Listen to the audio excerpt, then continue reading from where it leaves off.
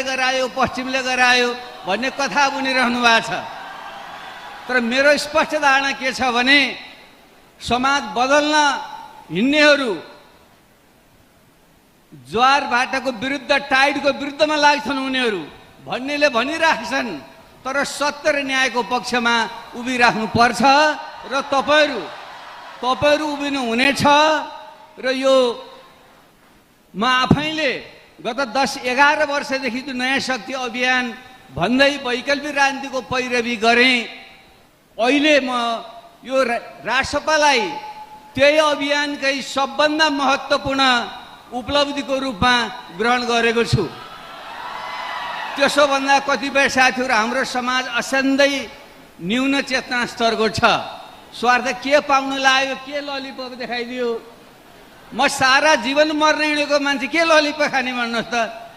सबै थोक प्राप्त गरेको मान्छे, तपाईँहरूको सद्भावले प्रधानमन्त्री भइसकेको मान्छे, अनि मैले के ललिपप खाने यो उमेरमा।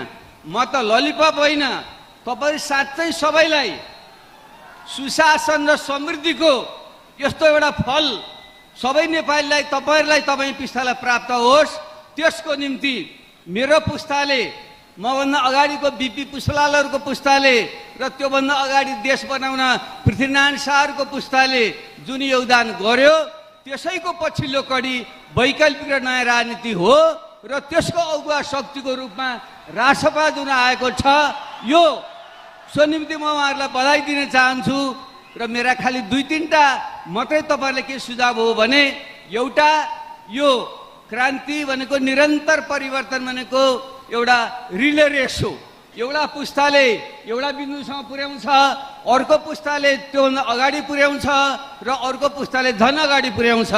त्यस अर्थमा लोकतान्त्रिक आन्दोलनको इतिहासमा पहिलो पुस्ता टङ्कप्रसाद बिपी पुष्पलालहरूले जुन सुरुवात गर्नुभयो र हाम्रो पुस्ता दोस्रो पुस्ताले गणतन्त्र र संविधान सभासम्म पुर्यायो र अब तपाईहरुको यो नयाँ पुस्ताले, हाम्रो रविजी र बालनजीहरूको पुस्ताले नेपालको यो जुन हाम्रो सुन्दर स्वाधीन देश छ, यसलाई सुशासन र समृद्धिको एउटा चुचौरोमा पुर्याओस्, विश्वको नमुना बनाओस्। त्यस अर्थमा म तपाईहरुलाई विशेष शुभकामना दिन चाहन्छु। र यो 2टा कुरा